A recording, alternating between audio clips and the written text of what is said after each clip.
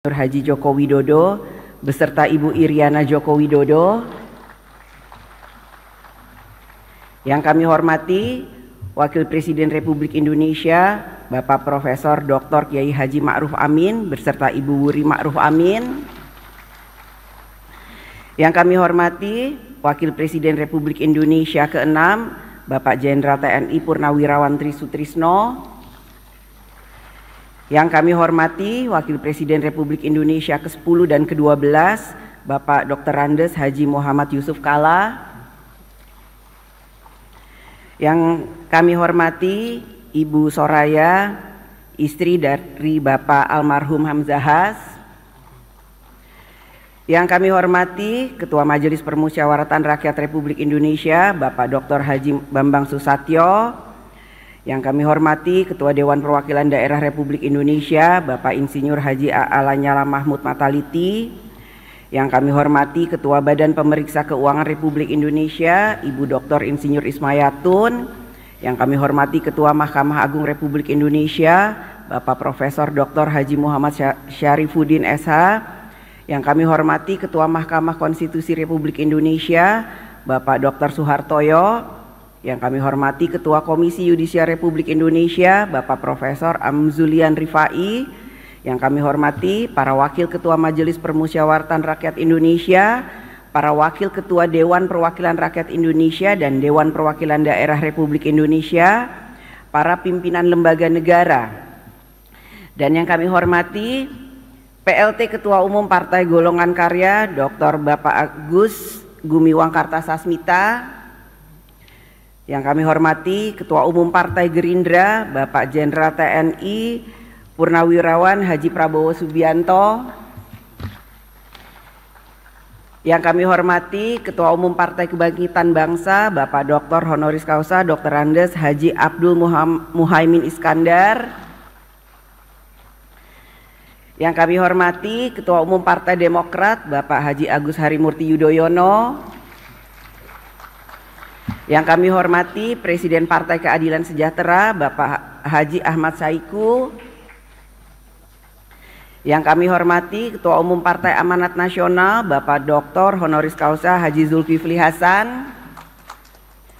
Yang kami hormati para anggota MPR RI, DPR RI, dan DPD RI, yang mulia para duta besar negara sahabat, para Menteri Kabinet Indonesia Maju, Panglima TNI, Kapolri, dan Jaksa Agung, para perwakilan teladan dari seluruh Indonesia, para insan pers, media cetak dan elektronik, para undangan yang berbahagia, serta seluruh rakyat Indonesia yang kami muliakan. Puji syukur kehadirat Allah Subhanahu wa Ta'ala, Tuhan yang Maha Esa, yang telah memberikan rahmat karunia dan hidayahnya, sehingga pada hari ini kita dapat menghadiri sidang bersama DPR RI dan DPD RI. Pada awal tahun ini, kita bangsa dan negara Indonesia telah melaksanakan agenda nasional yang penting dan strategis yang akan menentukan jalannya penyelenggaraan pemerintahan negara 5 tahun ke depan, yaitu pemilihan umum untuk memilih presiden dan wakil presiden, serta memilih anggota legislatif DPR RI, DPRD Provinsi, dan DPRD Kabupaten Kota, serta pemilihan anggota DPD. Kita ucapkan selamat kepada Bapak Prabowo Subianto dan Bapak Gibran Rakabuming Raka sebagai Presiden dan Wakil Presiden terpilih. Pelaksanaan pemilu bagi rakyat adalah pesta demokrasi. Rakyat dianggap menjadi penting. Rakyat diundang oleh setiap calon. Ada yang menyediakan hiburan, ada yang menyediakan konsumsi, ada yang menyediakan oleh-oleh. Rakyat bergembira menikmati pesta demokrasi. Para calon pun berupaya menyenangkan pemilih agar dapat merebut suaranya. Berusaha tampil simpatik, foto diri yang terbaik dipajang sampai ke pelosok-pelosok. Rumah makan, pohon-pohon jadi korban. Tiang listrik penuh dengan tempelan. Semua cara dilakukan untuk mendapatkan suara rakyat. Bagi yang berhasil dalam pemilu, semua hal menjadi indah untuk dikenang. Sementara bagi yang belum berhasil, merasa serba sulit. Sulit makan, sulit tidur, bahkan ada yang sulit untuk bangkit kembali.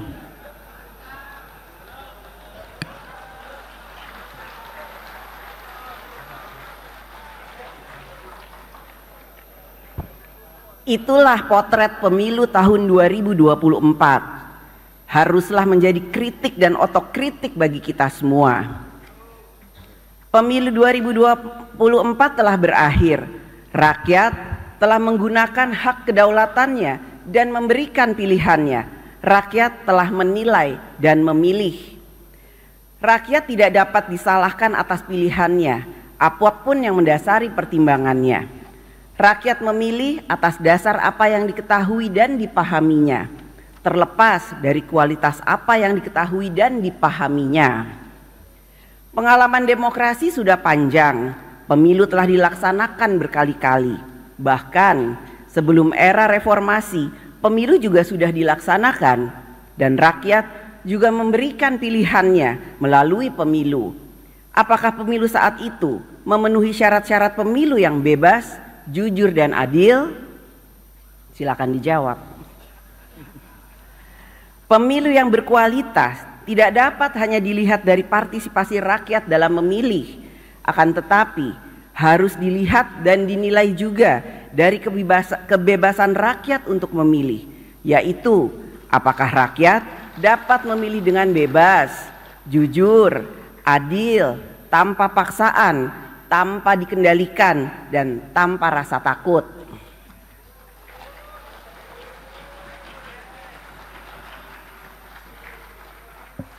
Kita semua memiliki tanggung jawab bersama untuk menjaga dan menciptakan demokrasi yang berkualitas, semakin maju, beradab, dan mencerdaskan kehidupan bangsa.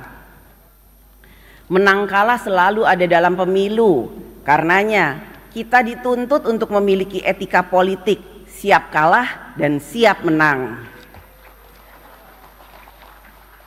Siap bertanding dan siap juga untuk bersanding.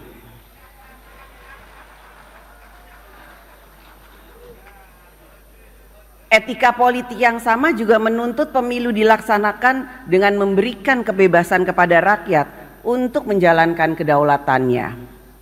Dalam pemilu seharusnya rakyatlah yang jadi pemenang, sehingga berlagu adagium suara rakyat adalah suara Tuhan, Vox Populi, Vox Dei. Hadirin sidang yang terhormat dan yang dimuliakan, dalam berdemokrasi, rakyat tidak pernah berkuasa. Rakyat hanya menentukan siapa yang akan berkuasa. Hakikat demokrasi adalah memberi jalan agar kekuasaan mendapatkan legitimasinya, sehingga kekuasaan dapat digunakan untuk mengatur bangsa dan negara bagi memberikan rakyatnya hidup sejahtera dalam harkat dan martabatnya. Akan tetapi, demokrasi dapat juga berjalan pada arah yang salah, yaitu demokrasi yang tidak menjalankan kedaulatan rakyat.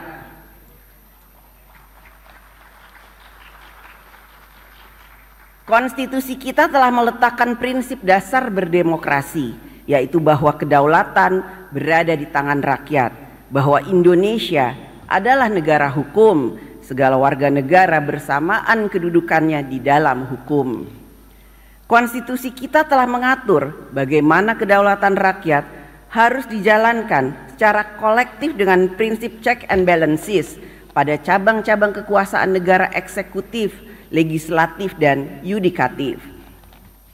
Keseimbangan kekuasaan antar cabang-cabang kekuasaan negara eksekutif, legislatif, dan yudikatif dapat berjalan dengan baik apabila politik berbangsa dan bernegara berlangsung secara demokratis, yaitu demokrasi kerakyatan yang dipimpin oleh hikmat kebijaksanaan dalam permusyawaratan perwakilan.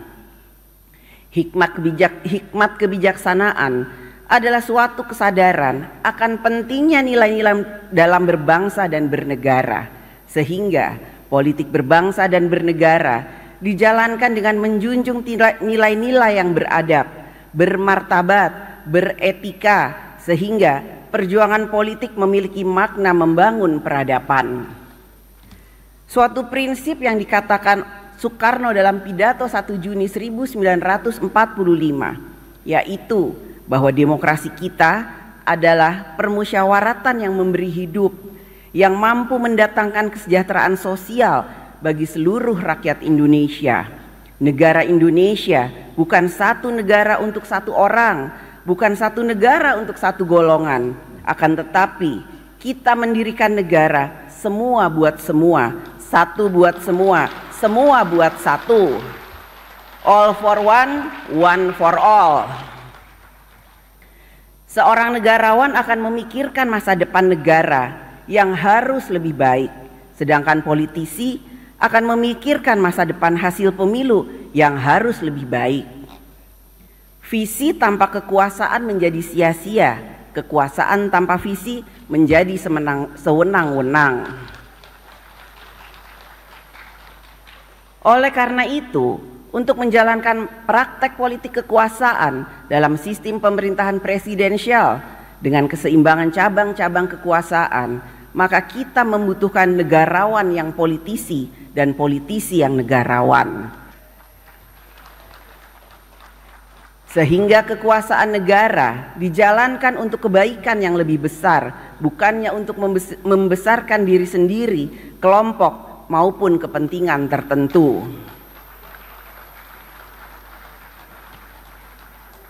Demokrasi juga memberikan ruang kepada rakyat ikut melakukan fungsi kontrol sosial, baik melalui media massa, media elektronik, media sosial, kerja-kerja LSM, pemikiran-pemikiran akademisi, kerja-kerja ormas dan lain sebagainya, yang bertujuan agar kekuasaan yang berasal dari rakyat digunakan sungguh-sungguh untuk kepentingan rakyat. Mewujudkan demokrasi yang sejati bukanlah jalan yang mudah, karena itu jalan yang sulit dilalui. Bukan saja kita terhenti sejenak, tetapi kita tidak boleh mundur karena tujuan kita mulia, tujuan sejak negara ini didirikan, yaitu Indonesia untuk semua yang merdeka, bersatu, berdaulat, adil dan makmur. Hadirin sidang yang terhormat dan yang dimuliakan, dalam praktek berdemokrasi di Indonesia saat ini berkembang juga demokrasi deliberatif, yaitu demokrasi wacana atau demokrasi berwacana. Media sosial menjadi salah satu kekuatan utama dalam demokrasi wacana, membangun opini dan persepsi. Melalui media sosial dapat diciptakan berbagai persepsi. Persepsi mengangkat citra seseorang, persepsi yang merendahkan seseorang, bahkan orang yang baik dapat dipersepsikan menjadi orang yang jahat. Begitu juga sebaliknya, orang yang jahat dipersepsikan menjadi orang yang baik. Orang yang salah menjadi orang yang benar, orang yang benar menjadi orang yang salah.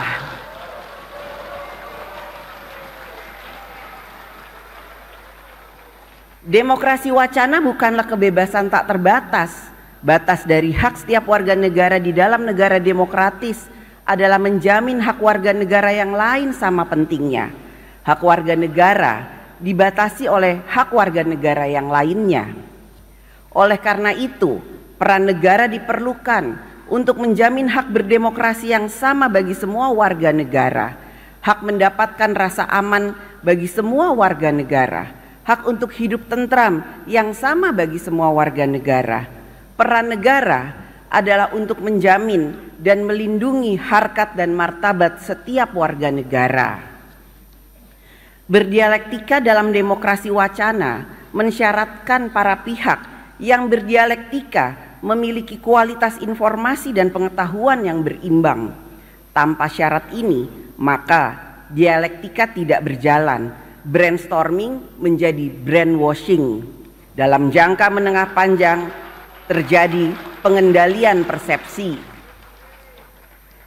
Berbagai permasalahan yang dihadapi rakyat semakin membutuhkan kehadiran negara.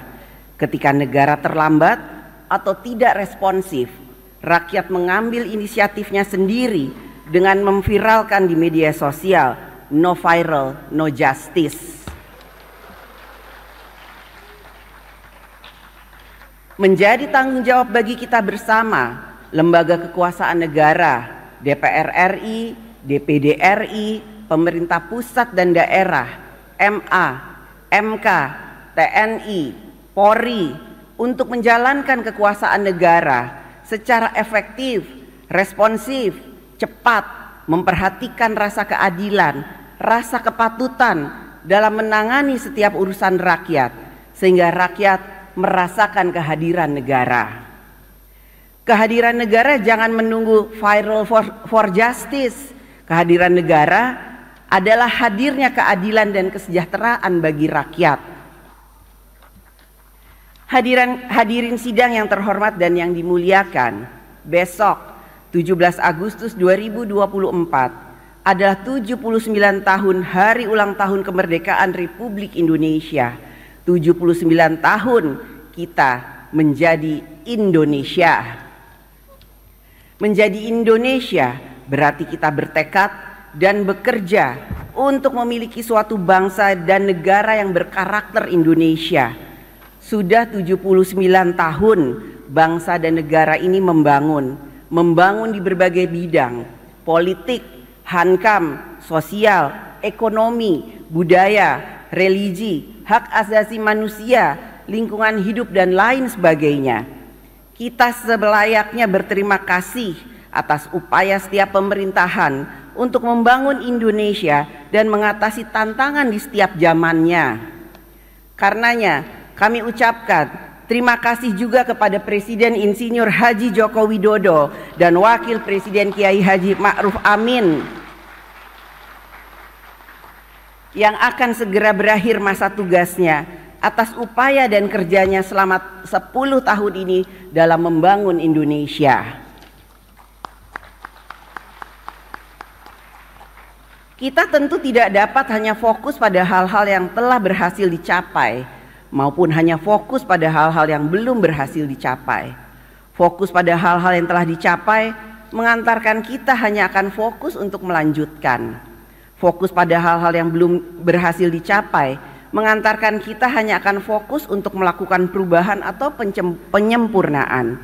Jadi, di antara yang akan melanjutkan dan yang akan melakukan perubahan atau penyempurnaan masih terdapat pengaruh utamaan yang lain, yaitu progresif, yang berarti maju berkembang dan berkembang untuk maju.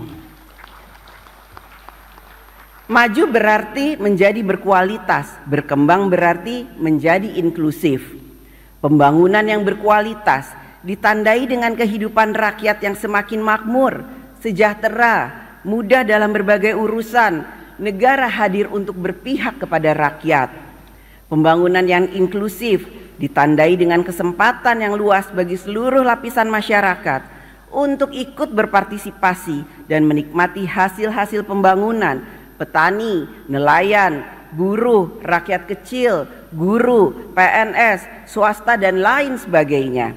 Semua dapat berpartisipasi dan menikmati kesejahteraan, termasuk juga kaum perempuan.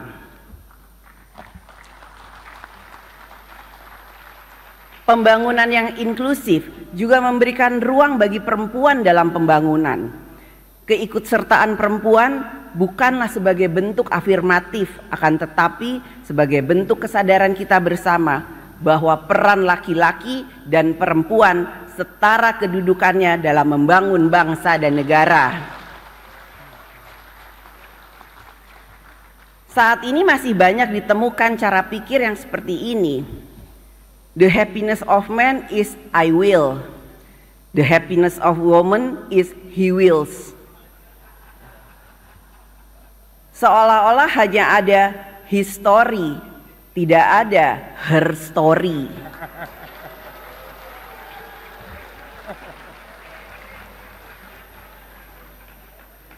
Cara pikir dan cara sikap yang seperti inilah yang harus dirubah.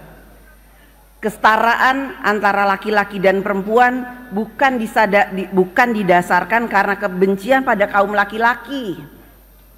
Akan tetapi atas kesadaran bahwa harkat dan martabat manusia sama, baik laki-laki maupun perempuan, baik kulit putih maupun kulit hitam, baik rambut lurus maupun rambut keriting, harkat dan martabat manusia adalah sama.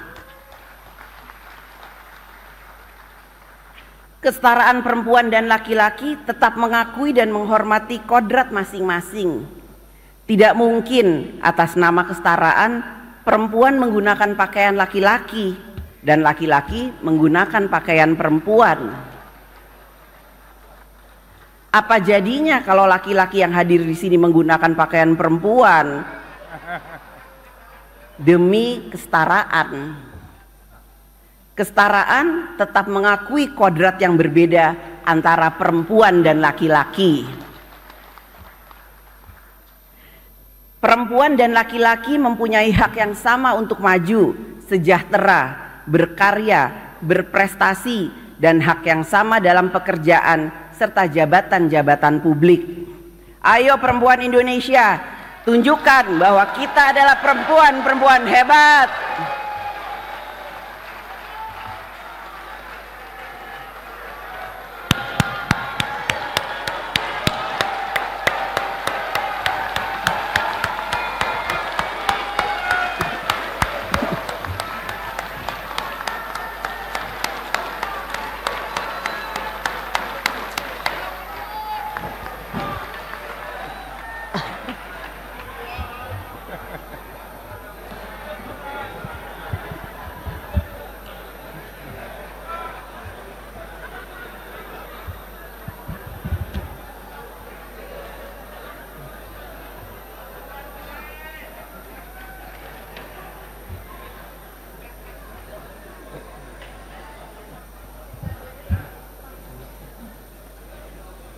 Hadirin sidang yang terhormat dan yang dimuliakan, pembangunan nasional ke depan memiliki sejumlah agenda strategis.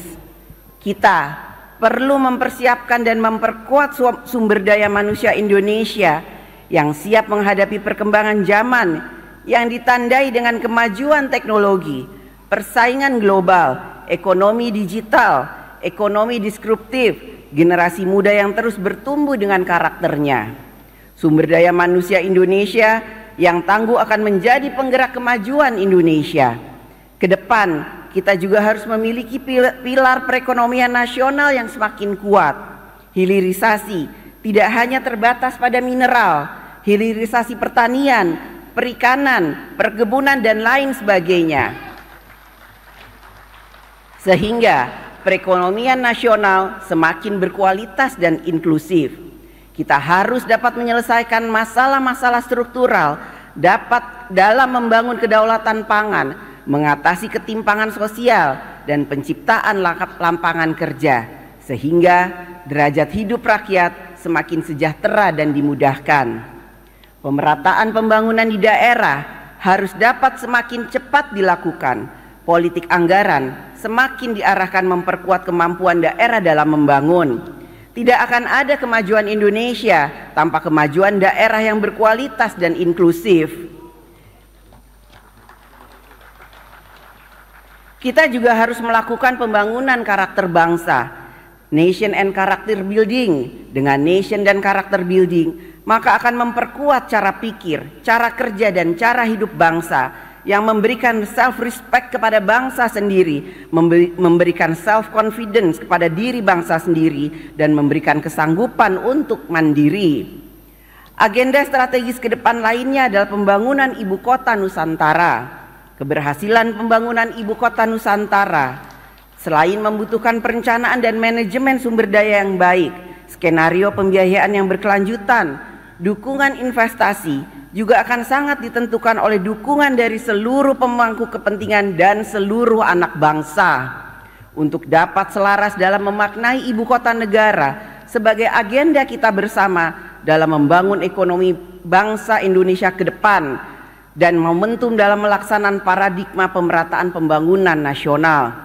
Saatnya diperlukan kecermatan bagi para pemangku kepentingan dalam menetapkan prioritas, mengelola sumber pendanaan, serta kepemimpinan birokrasi yang handal agar tercapainya tujuan pembangunan nasional ke depan. Inilah yang harus menjadi perhatian pemerintah ke depan. Pekerjaan-pekerjaan yang selesai dilakukan akan lebih baik daripada rencana-rencana besar yang hanya dibicarakan.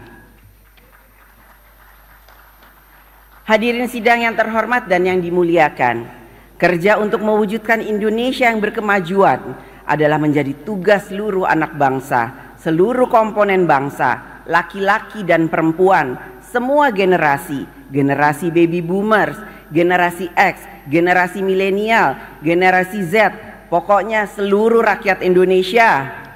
Kerja bersama ini seperti meletakkan satu persatu batu peradaban bangunan Indonesia sehingga menjadi rumah Indonesia yang kokoh, tentram dan sentosa. Batu peradaban tersebut direkatkan oleh kepentingan bersama, kepentingan bangsa dan negara, kepentingan rakyat. Tanpa perekat yang kuat, maka susunan batu rumah Indonesia akan mudah roboh dan hancur. Kita membutuhkan perekat yang kuat bagi persatuan dan kesatuan Indonesia. Sejak Indonesia merdeka, 17 Agustus 1945, kita adalah bangsa dan negara yang terdiri atas berbagai suku, kepercayaan, agama, bahasa, budaya, mendiami di 17.000 berbagai pulau Nusantara dengan jumlah penduduk lebih dari 280 juta jiwa dengan keragamannya. Lihat saja keragaman budaya daerah dalam memberikan salam yang penuh dengan kearifan lokal. Suku Batak, Horas. Suku Lampung Komering, Tabik pun. Suku Jawa, Rahayu. Suku Sunda, Sampurasun. Suku Dayak, Adil Katalino Bacuramin Kasaruga Basengat Kajubata. Suku Bugis Makassar, Salama kita pada Salama. Suku Minahasa, Tabea. Minang, Baakaba. Bali, Om Swastiastu. Papua, Naragerotelo. Dan seterusnya, begitu banyaknya kearifan budaya daerah, keragaman yang tidak mungkin kita hilangkan. Keragaman adalah kekayaan budaya Indonesia, Bhinneka Tunggal Ika. Kedepan kita harus tetap mawas diri. Pengalaman banyak negara yang gagal merajut persatuan dan kesatuan bangsanya adalah karena masalah politik, masalah krisis ekonomi, masalah keadilan, masalah krisis kepercayaan rakyat. Indonesia dapat merekatkan persatuan dan kesatuan bangsa berbineka tunggal ika dalam begitu banyak keragaman. Hanya kita memiliki Pancasila sebagai ideologi kehidupan berbangsa dan bernegara, sebagai jiwa bangsa Indonesia. Hadirin sidang yang terhormat dan yang dimuliakan, kita akan melaksanakan pemilihan gubernur dan wakil gubernur di 37 provinsi dan pemilihan bupati dan wakil bupati serta wali kota dan wakil wali kota di 508 kabupaten kota. Kita semua berkomitmen bahwa segala peristiwa yang terjadi dalam pelaksanaan pemilu legislatif dan pemilu presiden serentak pada bulan Februari 2024 yang lalu, baik yang manis maupun yang pahit, apalagi getir, menjadi bahan introspeksi dan pelajaran penuh hikmah bagi kita semua sebagai bangsa Indonesia. Yang sudah baik mari kita pertahankan, yang masih kurang baik terutama yang tidak sesuai dengan prinsip demokrasi tentu harus kita perbaiki. Hadirin sidang yang terhormat dan yang dimuliakan, besok saat matahari terbit bersinar terang, tanda buana membuka hari ulang tahun kemerdekaan Republik Indonesia ke-79, mewujudkan Indonesia yang sejatinya merdeka, membutuhkan perjuangan, gotong royong, kerja bersama seluruh anak bangsa. Boleh saja kita berbeda pandangan politik, berbeda partai politik, apalagi berbeda apa yang disuka dan yang tidak disuka. Tetapi kita harus selalu ingat bahwa ada yang lebih penting dari semua perbedaan-perbedaan tersebut, yaitu adalah bagaimana kita dapat merawat dan menjaga kesatuan dan persatuan Indonesia. Kita tidak pernah tahu takdir bangsa dan negara Indonesia. Kita hanya dapat berusaha dan berjuang sampai takdir mengungkapkan dirinya. Kita juga tidak perlu menjadi luar biasa untuk memulai. Yang terpenting adalah kita harus memulai untuk menjadikan Indonesia luar biasa. Selamat ulang tahun yang ke-79 Dirgahayu Republik Indonesia Merdeka. Semoga Allah Subhanahu wa Ta'ala, Tuhan yang Maha Esa, senantiasa memberikan rahmat dan bimbingannya bagi kita semua.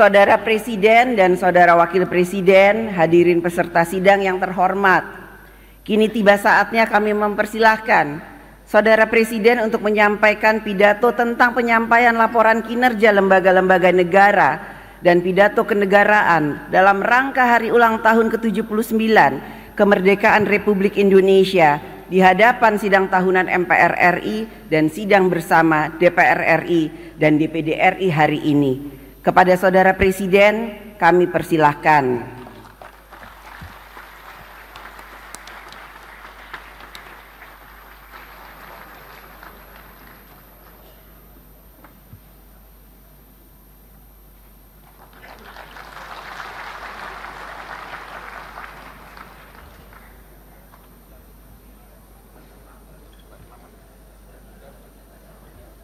Congratulations, Mas, terakhir.